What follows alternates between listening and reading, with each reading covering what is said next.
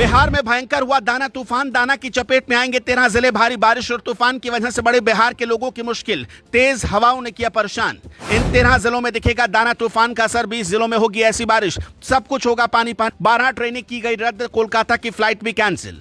ओडिशा, झारखंड और पश्चिम बंगाल में मचेगी तबाही। 10 लाख लोगों को घरों से निकाला गया। जारी किया गया हाई अलर्ट। बिहार के साथ इस प्रदेश पर सबसे ज्यादा खतरा। चक्रवाती तूफान दाना ने दस्तक दे दी है, जो इसके बाद इसकी तबाही के बारे में चर्चा होने लगी। इस तूफान का असर 1-2 प्रदेशों में नहीं बल्कि 4 प्रदेशों में देखने को मिल सकता है और बिहार भी इसके चपेट में पूरी तरीके से आएगा। बिहार के किस जिले में सबसे ज्यादा तबाही मच सकती है, ओडिशा में कहां-कहां तूफान का सबसे ज्यादा असर दिखेगा, यह तूफान परेशान करेगा, क्या मुश्किल आने वाली, इस रिपोर्ट में हम आपको बताते हैं। सबसे पहले चर्चा करते हैं ओडिशा और पश्चिम बंगाल के, फिर बिहार पर आएंगे। तूफान को लेकर ओडिशा में पूरी तैयारी कर ली गई ताकि किसी भी तरीके से नुकसान ना हो। खबर के मुताबिक एनडीआरएफ की 288 टीमें ओडिशा में तैनात की गई हैं। इसके अलावा राज्य में 14 जिलों से 10 लाख लोगों को सुरक्षित शिविरों तक पहुंचाया जा रहा। इससे आप समझ सकते हैं कि मुश्किल कितनी बड़ी होने वाली है। इस चक्रवाती तूफान का असर ओडिशा से लेकर बंगाल, बिहार और झारखंड तक देखने को मिलेगा। यह तूफान राष्ट्रीय उद्यान और धामरा बंदरगाह के बीच सतह से टकरा सकता है। मौसम विभाग के अनुसार तूफान 15 किलोमीटर प्रति घंटे की रफ्तार से ओडिशा की तरफ बढ़ रहा है।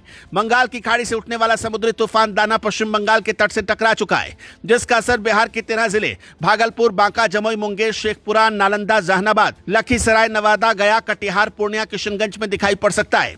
यहां पर 40 से 60 किलोमीटर प्रति घंटे की रफ्तार से हवाएं चल सकती हैं। 20 जिलों में भारी बारिश की आशंका है। कटिहार, मुंगेर और जमुई में बुधवार शाम से ही दाना तूफान का असर नजर आने लगा।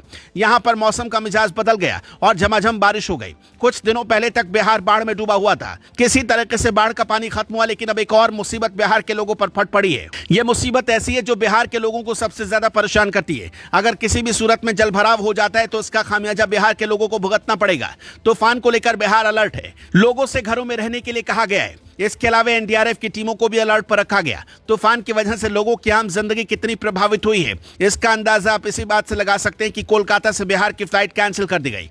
मिल रही जानकारी के मुताबिक कई ट्रेनों को भी रद्द करना पड़ा।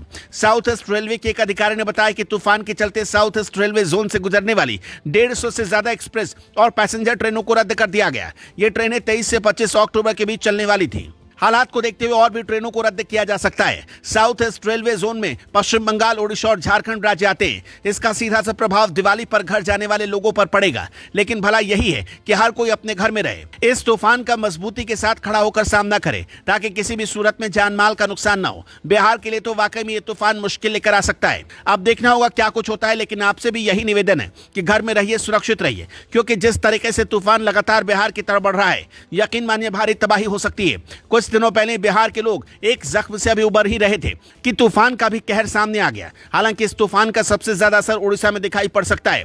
ओडिशा सरकार ने तूफान से निपटने की तैयारी भी कर ली। यही दुआ है कि तूफान में ज्यादा नुकसान ना हो, आम लोग सुरक्षित रहें।